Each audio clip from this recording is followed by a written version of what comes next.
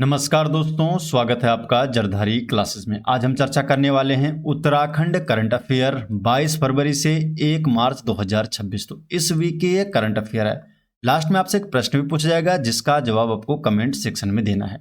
चलिए शुरू करते हैं आज की क्लास। दोस्तों, यदि आप यूकेपीएससी, यूकेटीपीएससी या उत्तराखंड की किसी भी प्रतियोगी परीक्षा की तैयारी कर रहे हैं तो अब आपकी पूरी तैयारी एक ही जगह पर उपलब्ध है, जरधारी क्लासेस ऐप में। यहाँ पर आपको मिलता है full video courses, class wise notes और टेस्ट सीरीज। एग्जाम पैटर्न के अनुसार आपको यहाँ पर कंटेंट दिया गया है और सरल भाषा में पूरा सिलेबस आपको समझाया गया है। उत्तराखंड कॉम्पिटिटिव एग्जाम के लिए जरधारी क्लासेस का ऐप आज ही प्ले स्टोर से इंस्टॉल कीजिए। क्वेश्चन नंबर 1 है, देहरादून के लोक भवन में आयोजित वसंतोत्सव 2026 के दौरान डाक विभाग द्वारा किस विषय पर विशेष डाक आवरण पोस्टल कवर जारी किया गया?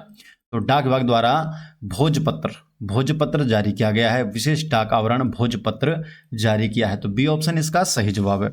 डिटेल जान लेते हैं। तो वसंतोत्सव 2026 का जो आयोजन है 27 फरवरी से 1 मार्च 2026 तक लोक भवन देहरादून में आयोजित किया जा रहा है। इस वर्ष वसंतोत्सव 2026 की जो मुख्य थीम है floral healing nature's path to well being. Floral healing nature's path to well being. तो ये इस वर्ष वसंतोत्सव 2026 की थीम रखी गई है। कार्यक्रम में डाक विभाग द्वारा हमारी प्राचीन ज्ञान परंपरा और सांस्कृतिक विरासत के प्रतीक भोजपत्र पर आधारित एक विशेष पोस्टल कवर का विमोचन किया गया। क्वेश्चन नंबर 2, फरवरी मार्च 2026 में भारत और जापान के बीच आयोजित संयुक्त सैन्य अभ्यास जिसका नाम है धर्म गार्डियन, इसका 7वां संस्करण कहां आयोजित किया जा रहा है? तो जो धर्म गार्डियन है जो कि भारत और जापान के बीच एक संयुक्त सैन्य अभ्यास है, तो इसका जो 7वां संस्करण है और ये इसका आयोजन कहां किया जा रहा है? चौबटिया उत्तराखंड में। तो उत्तराखंड में चौबटिया में। बी ऑप्शन सही जवाब है, चौबटिया उत्तराखंड में। भारत और जापान के बीच वार्षिक संयुक्त सैन्य अभ्यास धर्म गार्जियन का 7वां संस्करण 24 फरवरी से 9 मार्च 2026 तक चौबटिया उत्तराखंड में आयोजित किया गया। इस अभ्यास में जापानी सेना का प्रतिनिधित्व Japan ground self defence force की 32वीं इन्फेंट्री रेजिमेंट के सैनिकों ने किया और भारतीय सेना की ओर से इस महत्वपूर्ण सैन्य अभ्यास में लद्दाख स्काउट्स के 120 सैन्यकर्मी भाग ले रहे हैं। इस अभ्यास का मुख्य फोकस है अर्ध शहरी परिवेश में संयुक्त अभियानों की क्षमता को मजबूत करना और खुफिया निगरानी टोही intelligence surveillance and reconnaissance ISR grid का विकास करना। भारत और जापान के अन्य प्रमुख जो सैन्य अभ्यास हैं जैसे JIMEX Japan India maritime exercise जो कि जापान भारत समुद्री अभ्यास है, वीर गार्डियन है, शिन्यू मैत्री है और मालाबार, ये कुछ प्रमुख भारत और जापान के प्रमुख जो सैन्य अभ्यास हैं। क्वेश्चन नंबर 3, 30वें दिव्य कला मेला, जो 30वां ये दिव्य कला मेला है इसका आयोजन कहाँ किया गया? तो 30वां दिव्य कला मेला इसका आयोजन किया गया देहरादून उत्तराखंड में। तो बी ऑप्शन देहरादून उत्तराखंड में 30वें दिव्य कला मेले का आयोजन किया गया। तो 30वां जो दिव्य कला मेला है इसका आयोजन 21 फरवरी से 1 मार्च 2026 तक रेंजर्स ग्राउंड देहरादून उत्तराखंड में आयोजित किया गया। इस कार्यक्रम का आयोजन भारत सरकार के सामाजिक न्याय एवं आधिकारिता मंत्रालय ministry of social justice and empowerment के दिव्यांगजन सशक्तिकरण विभाग department of empowerment of person with disabilities द्वारा किया गया। राष्ट्रीय दिव्यांगजन वित्त एवं विकास निगम अर्थात नेशनल दिव्यांगजन फाइनेंस एंड डेवलपमेंट कॉरपोरेशन इस भव्य आयोजन के लिए नोडल एजेंसी है। तो नोडल एजेंसी है नेशनल दिव्यांगजन फाइनेंस एंड डेवलपमेंट कॉरपोरेशन। इसका मुख्य उद्देश्य क्या है? देश भर के जो दिव्यांग हैं, दिव्यांग उद्यमियों, कारीगरों और कलाकारों के उत्पादों और प्रतिभाओं को प्रदर्शित करने के लिए एक मंच प्रदान करना। पिछले 3 वर्षों में आयोजित 29 दिव्य कला मेलों के माध्यम से दिव्यांग कारीगरों ने कुल 23 करोड़ रुपए से अधिक का कारोबार किया है। और इस बार का जो 30वां जो दिव्य कला मेला है इसका आयोजन कहाँ किया गया था? देहरादून उत्तराखंड में रेंजर्स ग्राउंड देहरादून में। क्वेश्चन नंबर 4, हाल ही में राज्य के विकास और नए आर्थिक अवसरों पर चर्चा करने के लिए Uttarakhand transformation dialogues 2026 Uttarakhand transformation dialogue 2026 का आयोजन कहाँ किया गया? तो जो आयोजन है ये कहाँ किया गया है? देहरादून में। तो बी ऑप्शन है, देहरादून में इसका आयोजन किया गया। तो उत्तराखंड ट्रांसफॉर्मेशन डायलॉग 2026, तो इसका आयोजन राज्य की राजधानी देहरादून में आयोजित किया गया। इस रणनीतिक मंच का संचालन और आयोजन द टाइम्स ऑफ इंडिया द्वारा किया गया। तो द टाइम्स ऑफ इंडिया द्वारा इसका संचालन किया गया। कार्यक्रम का उद्घाटन कैबिनेट मंत्री सतपाल महाराज द्वारा किया गया। सम्मेलन का मुख्य उद्देश्य वर्ष 2047 तक भारत को एक विकसित देश बनाने के राष्ट्रीय लक्ष्य के अनुरूप राज्य का विकास करना है। जो उत्तराखंड ट्रांसफॉर्मेशन डायलॉग्स 2026 है, तो इसका आयोजन देहरादून में इसका आयोजन किया गया था द टाइम्स ऑफ इंडिया के द्वारा।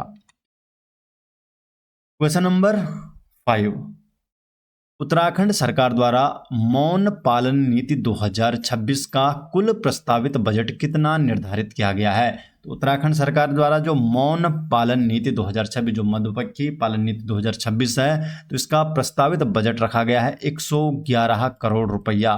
तो 111 करोड़ रुपया इसका प्रस्तावित बजट रखा गया है। तो उत्तराखंड प्रदेश सरकार ने किसानों की आय में स्थायी वृद्धि के लिए मौन पालन नीति 2026, बी कीपिंग पॉलिसी 2026, जो मधुमक्खी पालन जो पॉलिसी 2026 है, इसको आधिकारिक मंजूरी दे दी है। 111 करोड़ रुपए की लागत वाली इस महत्वाकांक्षी योजना को 6 वर्षों की अवधि के लिए 3 साल के अर्थात 2 चरणों में इसे लागू किया जाएगा। पहले 3 साल फिर 3 साल, तो 6 सालों की योजना है। 111 करोड़ रुपए की लागत वाली ये योजना है और इस नीति के माध्यम से राज्य के कुल 25,000 किसानों को प्रत्यक्ष रूप से लाभान्वित करने के महत्वपूर्ण लक्ष्य रखा गया है। योजना के तहत राज्य के छोटे और सीमांत किसानों को 80% सब्सिडी पर 80% की जो सब्सिडी दी जाएगी, अनुदान दिया जाएगा। इस पर कुल 1,27,000 मौन बॉक्स उपलब्ध कराए जाएंगे। राज्य के मैदानी जिलों में अधिक व्यावसायिक शहद उत्पादन हेतु एपिस मेलिफेरा प्रजाति की मधुमक्खियों का पालन किया जाएगा।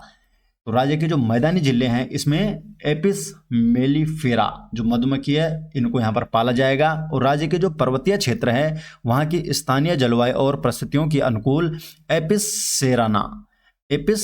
सेराना इस प्रजाति के पालन को यहाँ पर प्राथमिकता दी जाएगी। तो 2 प्रकार की मधुमक्खियों को पाला जाएगा, मैदानी जिलों में अलग प्रकार के और पर्वतीय क्षेत्रों में अलग ढंग से। क्वेश्चन नंबर 6, उत्तराखंड का पहला आंचल कैफे प्लस, जो आंचल कैफे प्लस कहाँ खोला गया है? तो उत्तराखंड का जो पहला आंचल कैफे प्लस है, तो ये कहाँ खोला गया है? तो ये खोला गया है देहरादून में। तो सी ऑप्शन यहाँ पर सही जवाब है। तो देहरादून में खोला गया है उत्तराखंड का पहला आंचल कैफे प्लस।